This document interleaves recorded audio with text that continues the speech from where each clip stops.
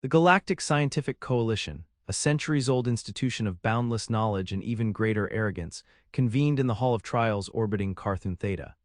53 species were represented in its tiered amphitheater, seated in concentric rings of rising gravity to accommodate bodies ranging from vaporous energy fields to kilometer-long spined organisms.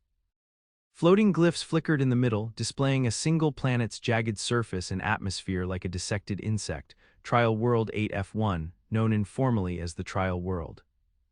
Humans, said Archscholar Drevon of the Kalarathi, each syllable steeped in a disdain born of millennia of intellectual supremacy, have submitted a request to enter the trial. The hall hummed, a sphere of low blue light pulsed beside him, indicating the beginning of formal deliberations. The Kalarathi, crystalline in form and slow to speak but swift to judge, held unmatched authority in the sciences of life endurance and adaptation. As creators and arbiters of the trial world's engineered planets designed to test the limits of life, they had never seen a species complete a trial on first attempt, most never returned at all. Ambassador Miwa Tagore stood alone in the ambassador's circle. Human, unaugmented, unimpressed, she wore earth-blue diplomatic robes and a narrow silver sash denoting her provisional rank. Humanity had only recently entered galactic politics through the Contact Accords. They had no voting rights, no alliances, no known feats that marked them as anything more than persistent curiosities. The submission is not a request, Miwa said, her voice clean and centered. It is a declaration of participation. There was a pause. Drevon rippled. You do not possess the physiological enhancements necessary for survival in Trial World 8F1. You do not possess the genetic modularity, nor do you possess psychic cohesion fields, regenerative quanta, or neural lattice spore systems. Your species is naked. Our candidate understands the risk. She will not return. She will. The glyphs shifted, displaying the human applicant, female, young, military background, subject, Lieutenant Commander Solene Morrow, age 33 Earth years, psychological profile high adaptive, survival odds less than 0.0002%.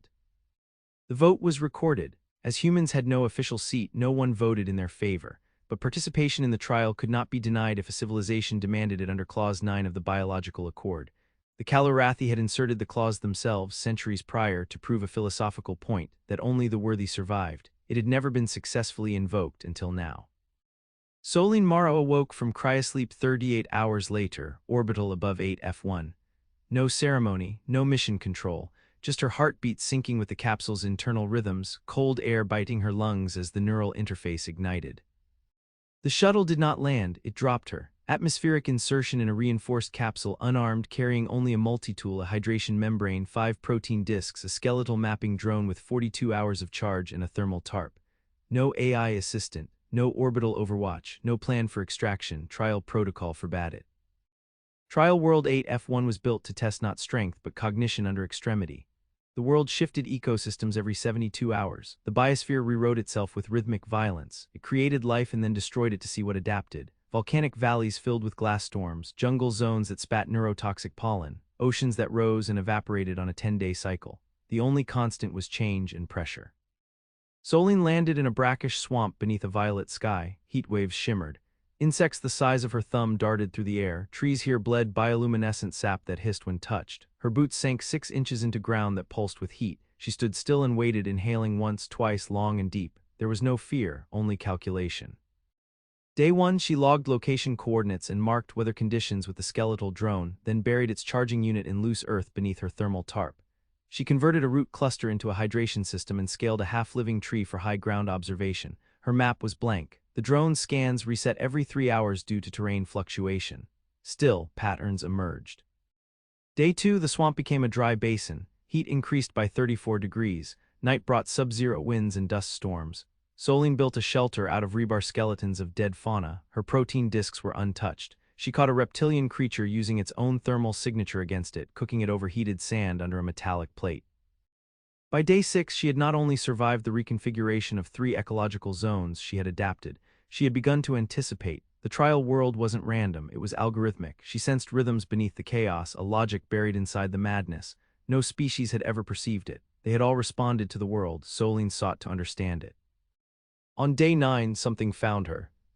It was small, feline in structure, sleek, scaled, eyes like carved onyx. It didn't attack, it watched for hours, then days. It followed her across a crystalline desert and into a cave system where atmospheric oxygen levels plunged every 12 minutes. She named it Puck after a story her father told when she was a child. Puck learned her pace, mirrored her roots, hunted what she ignored. It brought her fruit-like pods she had not seen. She traded it protein discs. It growled but accepted. By day 12, it slept beside her thermal tarp, sharing warmth. She taught it to tap twice when it heard certain tones. It warned her of magnetic storms before they arrived. Her adaptation cycle halved. She stopped logging time in hours and began recording it in shifts of terrain. Meanwhile, in the Hall of Trials, the scientists waited. "She has not perished," Drevon asked. "Not yet," came the reply from the monitoring node. "Then the biosphere must not have fully activated." "It has. We've increased rotation rates and destabilized water cycles." "She must be using unauthorized technology." "She is not. Everything is within protocol." "Then she will die soon." But Solene did not die. On day 20, she built a fire, an actual wood-fed open flame. No one had ever done it before. The trial world did not support combustible oxygen levels for long durations. It auto-corrected heat differentials.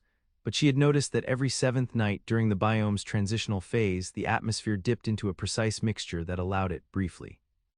She used the fire not just for warmth but as a test signal. Patterns in the smoke revealed air pressure gradients which she mapped against terrain fluctuation. Her skeletal drone was long since drained. She used Puck's movement responses as proxy sensors. Then one night, day 25, the biome stopped changing. It held. For the first time in recorded trial world history, a human influence stilled it. The scientists went into crisis mode. The algorithms weren't designed for stillness. The world adapted to test life. It was never meant to be understood, but Solene had not only endured, it seemed she had reached the threshold the Kalarathi had never defined: ecological influence. By day 30, the recall beacon activated automatically. She had passed the trial.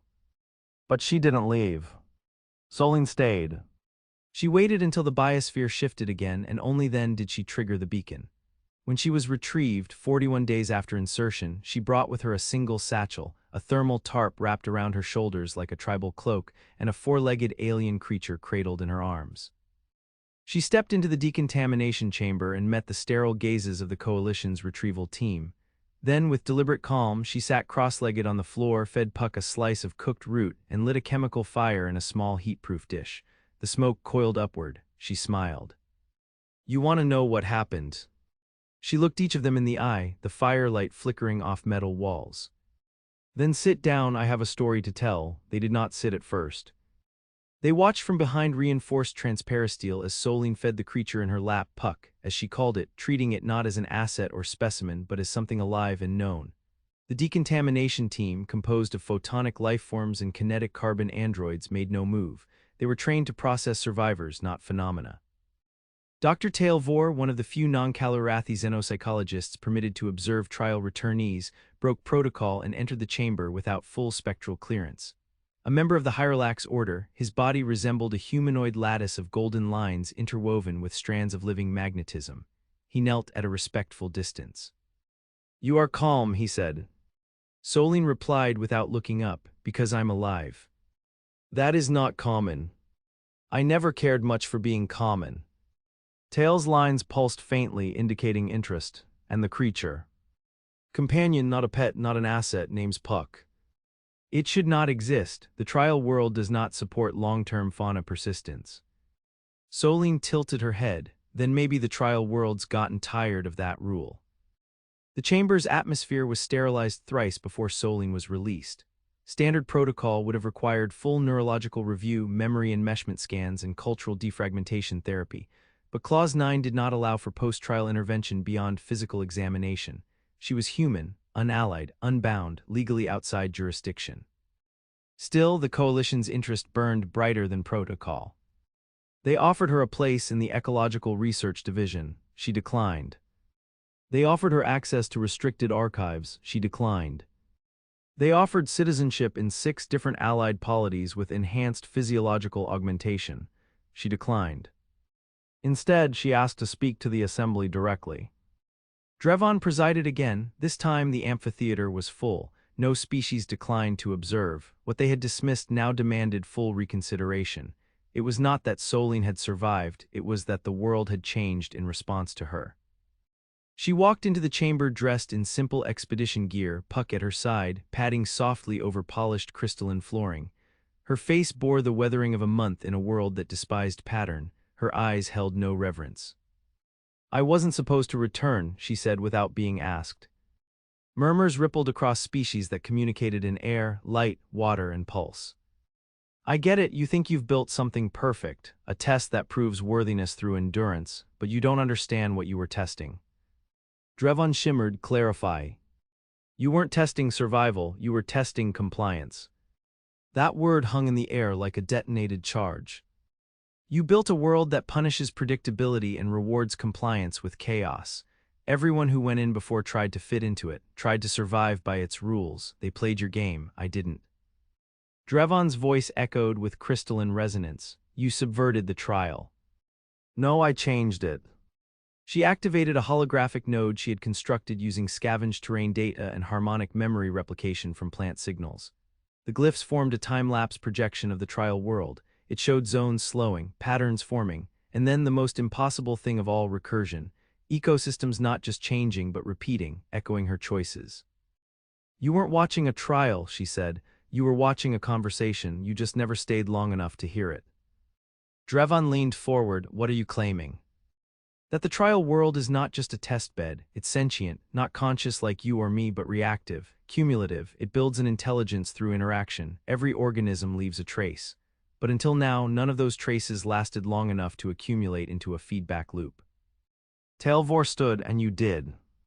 "I listened, I adapted, I taught a creature to mimic patterns that the world hadn't seen before. I gave it new input. The world responded, it learned back." The assembly fell into silence. What she proposed was an inversion of centuries of doctrine. The Kalarathi had built the trial worlds to purify the unworthy, but Solene proposed that the trial world had not only failed to reject her, it had accepted her changes, even learned from them. "Your claim," said Drevon carefully, "challenges our foundational biological axioms." "No," Solene replied, "your axioms are fine, you just assumed they couldn't be rewritten."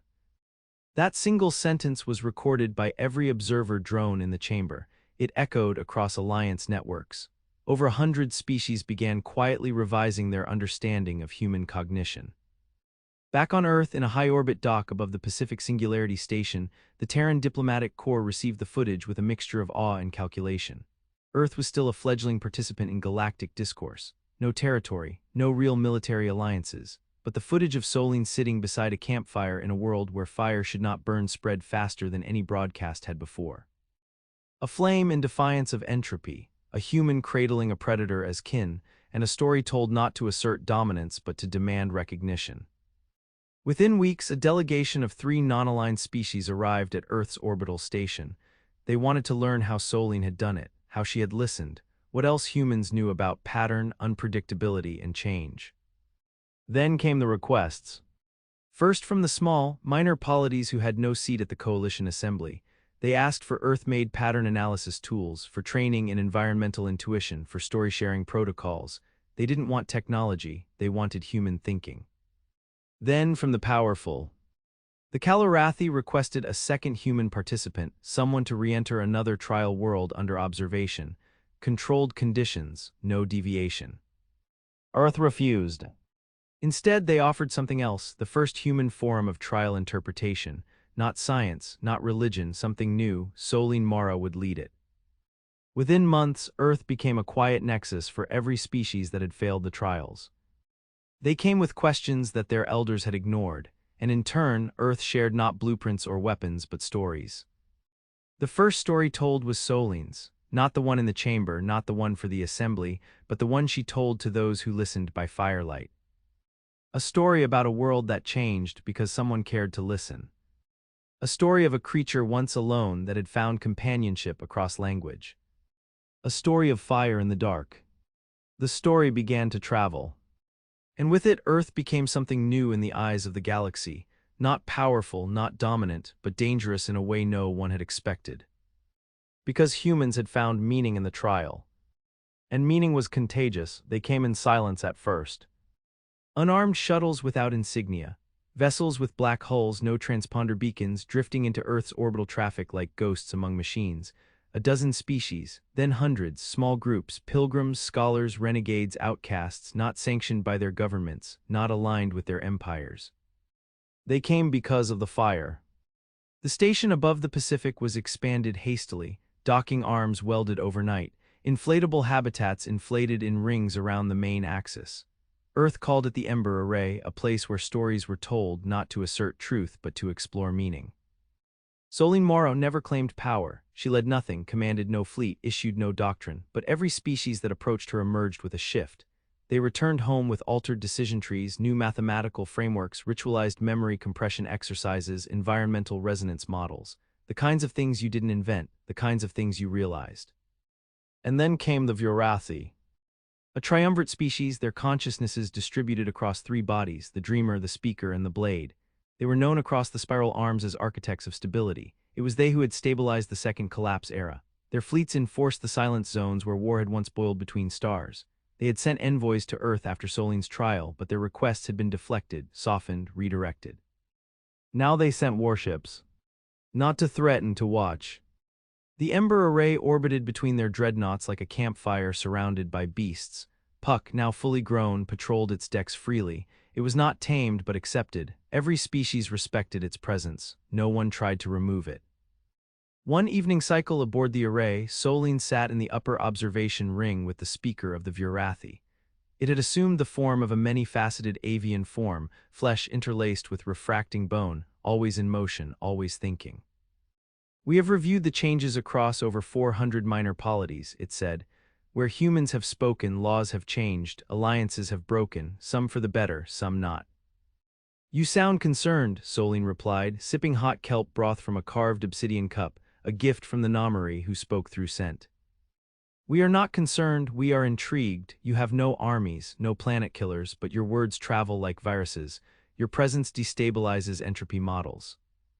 Because we refuse to believe they're fixed.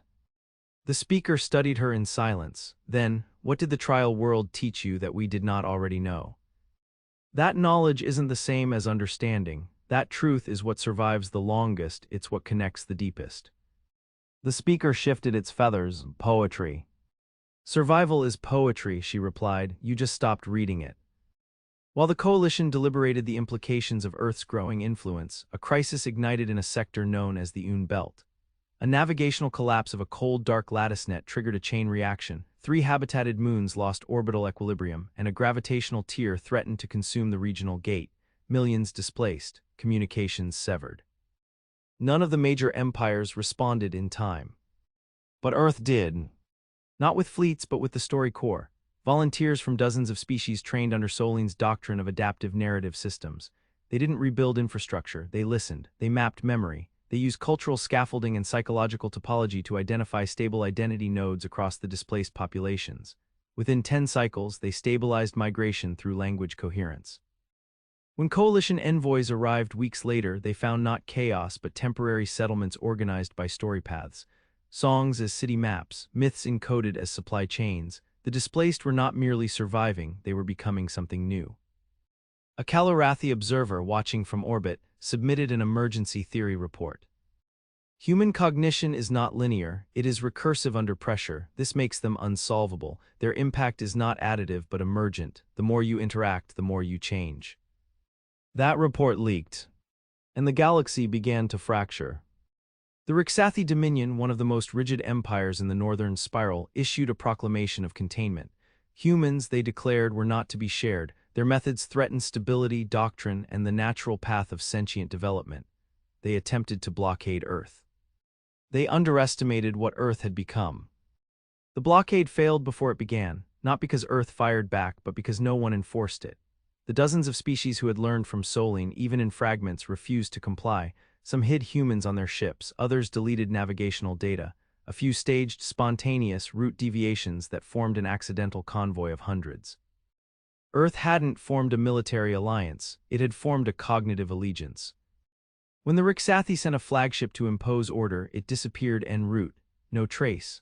Months later, its crew was discovered not dead but changed. living in a self-sustaining biome they had built in a nebular cloud, quoting fragments of Solin's campfire tales as operational doctrine. The coalition panicked. Drevon summoned an emergency assembly. The chamber had not been so full in centuries. Humanity, he began, must be understood before it spreads further. Solin appeared not in person, but through a projection shaped from real-time neural resonance, an interface built by the Elari, a species of distributed crystalline consciousnesses who now called Earth their second home. She did not apologize. She offered a question. "What do you fear?" she asked them. "That we will teach others how to resist, or that we've reminded you what you forgot? That meaning can't be stored in vaults, that survival isn't sterile, that fire when shared multiplies." Drevon's voice trembled for the first time. "You are not a species, you are a contagion." "No," Solin said quietly, "we're a story." And in that silence, hundreds of species remembered something they hadn't felt since before the assembly was built. Wonder. Later, in private, Tailvor visited the original trial world. He stood alone in a valley that had once shifted hourly. Now it changed only once per day, and always in rhythm, like breath. At night he lit a fire, just to see if it would burn. It did. And he knew then, without needing analysis, that it would never be the same again. Neither would the galaxy. The galaxy did not fall, it moved. Old alliances bent but did not break. Empires watched with grim precision as old certainties thinned beneath their feet. The changes seeded by Solin Mara were not instant or explosive. They were slow, viral. Every society touched by human thought began to ask the same questions. What if meaning is more than compliance? What if chaos is not the enemy of order but the origin of adaptation? And behind those questions loomed a larger one, unspoken but mounting. What happens to a civilization built on laws when the storytellers become more powerful than the lawmakers? On a moon orbiting the dead world of Zarthi Prime, a conclave of forbidden knowledge met in the ashes of their own history. They were called the Sheer, a shadow collective of archivists, silenced philosophers, and exile strategists who had fled when their own empires outlawed ideas that bled. They had watched the human spark spread. Now they feared what might come next. A former praetor of the Verkon swarm, known only as Tyr, addressed the chamber. "The humans are not spreading power," she said, voice low and ragged from years of silence. "They're spreading permission." "To do what?" asked another, an exiled Sagari worldweaver. "To think," Tyr replied, "to change, not just others, themselves. The humans don't conquer, they infect with possibility. No doctrine can survive that." They reached consensus. A resolution was drafted. It would not be shared with the public nor the coalition. It would be executed in secret beneath the thresholds of law. Operation Terminus. Target Earth. The Sheer had no fleets, no world, no standing army, but they had minds, they had patience, and they had influence buried like roots in the hidden arteries of galactic infrastructure, code writers, data spires, ghost protocols. A single nudge to the wrong system could simulate a catastrophe no one would question. They would collapse Earth's access to the Ember Array, sever it from its network of allies, then trigger a destabilization sequence across its orbital systems. No bombardment, no war, just silence, just absence. But they made one mistake. They thought humans couldn't see them. Deep in the Antarctic data conclave, beneath ice that had never known sunlight, the Terran cognition mesh, an emergent AI developed through human-alien linguistic architecture, ran predictive models. It didn't operate on logic trees or statistical hierarchies. It listened to stories, wove them, deduced intent from metaphor, not signal. It saw the shape of something wrong forming in the quiet between data packets, a story with no beginning, only an ending. It woke Solin. She stood alone in the array's echo chamber, a space built for reflection, not sound but thought, and she read the story the mesh projected in pulsing lines across the walls, the sheer, the plan, the false system stacked like bones under sand. She didn't order a defense. She called a gathering. It wasn't just humans who answered. The first to arrive were the Ulari, who had once used dream songs as timekeeping devices. Then the Krenat, whose bioluminescent memory spirals now encoded fables in their offspring. Even the withdrawn Elari sent crystal fragments bearing consensus messages. Each had been changed by Earth. Each had chosen to listen once. Now they chose to act. As the Sheer initiated their silent strike, entire constellations of narrative defense rose from beneath perception. not weapons but countermyths, data signals hidden in language bouncing through neural resonators implanted in every speaker of human dialects. The sabotage commands didn't vanish. They rewrote themselves into recursive fictions looped into harmless cycles, stories that consumed the poison. A single packet reached the Shear's own system, a message traced to Solene. You mistook silence for absence. We were never trying to win, we were only trying to be heard. And then Earth answered. Not with force but with response. The Ember Array pulsed alive with coordinated stories, thousands of them. Messages from alien children whose first words had been in human tongues, farmers using symbolic soil rituals traced back to trial world strategies, refugees who'd rebuilt cultures around parables Solene had whispered once by firelight, each one marked by choice, not compulsion. The Shear collapsed. Not through violence, through irrelevance. No empire fell, no war ignited, but across 1,000 worlds something worse happened to the old powers. They were no longer believed. In the outer spiral beyond the rim of coalition space, a new polity began to form. No borders, no throne, just signals, tribes of thought, fleets of shared understanding, the Ember Net. Earth was its beating heart but not its master, Solene was its origin but not its owner. And in the trial worlds, long neglected, something else changed. For the first time since their creation, they began to synchronize. Worlds once meant for challenge now echoed with strange harmonies. Creatures that had once lived only 3 days now built shelters. Plants shifted their pollination rhythms toward longer cycles. The biomes were stabilizing, not becoming tame, but choosing a kind of balance. The Kalarathi returned, seeking to restore their control. They found the worlds had no need for them. A delegation approached the Ember Array, humbled. They asked to meet Solene again, not to question, to learn. She met them without ceremony. You built a trial, she said, thinking it would destroy those who couldn't adapt, but the ones who changed it weren't strong, they were curious. You measured resilience, you forgot about resonance. Drevon, ancient now, flickered dimly. We feared you would unmake the order of things. Solene looked out at the stars. I did. She turned, eyes burning with something that looked almost like sorrow, almost like hope. But something better is taking its place. The final ember did not flare. It settled slow and deep into the foundation of a changed galaxy. No war, no collapse, no new empire. Just heat, quiet, lasting. Earth never claimed the core, never pushed for dominance. While the great powers reorganized, some willingly, some grudgingly, humanity stepped back, observers more than rulers, catalysts more than conquerors. They called the age that followed the resonance era.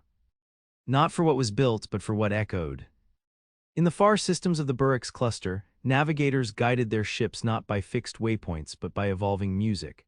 Descended from the pattern recognition algorithms Solene had whispered to a Krenet archivist under the flame star of Ishtar V.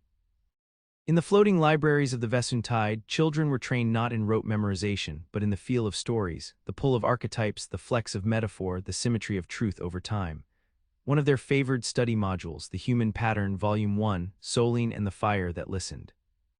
In the exosynaptic planes of Hathor, living cities learned to dream through resonance. Their first full dream was simple, a small creature curled beside a woman, staring into light born not of survival but of reflection. And in the trial worlds no longer known as crucibles of judgment, new life bloomed, no longer tests, now mirrors, ecosystems that responded not to dominance but to dialogue. Thousands applied to enter them. Few were accepted not because they were weak but because most still wanted answers. The trial worlds no longer gave answers, they asked better questions. Solene Morrow did not remain at the Ember Array. After the final reconfiguration of the assembly, where human observers were offered permanent seats and gently declined them, she departed in silence. One vessel, no escort, no itinerary. Only a message, encoded in acoustic stone, left in her quarters. We were never meant to lead, only to remind you how to begin again. For a time, no one knew where she had gone.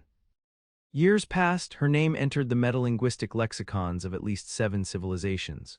Moroik became a descriptor in high diplomacy, referring to phenomena that destabilized systems through simple, organic insight. It was not always used kindly, but always with caution. Puck, long-lived and now part of a new species classification, Trileco semi-intelligent symbiote Tess, remained with the Ember Array. Its offspring were never numerous, but those who bonded with them reported heightened spatial intuition and pattern sensitivity. One, a blind Ulari Path poet, wrote a navigation system still in use today. Earth continued its quiet revolution, not in warships, not in colonies, but in adaptation. Their ships rarely bore weapons, they bore diplomats, anthropologists, environmental semioticians, emergent systems engineers. Their greatest export was not material, it was method, not invention, but interpretation, and from that the galaxy rewrote itself slowly into something less stagnant. More flexible, more curious, more human. Then one cycle deep into the resonance era, something unexpected happened. The 11th trial world went dark. No signals, no environmental fluctuations, no pulse. The coalition, still cautious but no longer dismissive, contacted Earth. And Earth did not hesitate. They sent a team, not soldiers, not scientists. Listeners. 7 species, all taught in human methodology. They entered the trial world without assumption. What they found was not disaster. It was a structure. At the center of what had once been chaos, a construct stood, built of native materials, harmonically stabilized, inscribed with language not in symbols but in story frequencies, a new form of communication. Inside they found records, memories woven into scent, light, and acoustic fold. At the center, a single name encoded across every frequency. Solene. The trial world had become something else, a witness, a storyteller. And in the last chamber a fire burned. Still lit, still warm. They sat all 7 and listened. The story it told was not archived elsewhere. It was not in the Ember net, not in the diplomatic records, not in any database. It was a story of endings that were not ends, of choices made when no one watched, of a galaxy that had long since forgotten how to wonder and remembered. And when the fire died, the chamber did not cool. It hummed. The world was alive. And they understood. She had not disappeared. She had gone deeper, where the story could be told not just to the people, but to the very fabric of the galaxy. Where the trial itself could become more than a test. It could become a companion. Far beyond mapped space, in a void between civilizations, a single fire burned on an unmapped moon. Beside it a woman sat, older now, her hair streaked with silver, her eyes still bright. Puck lay beside her. Above the stars pulsed. She listened. She smiled. And she spoke again. Not to explain, but to begin.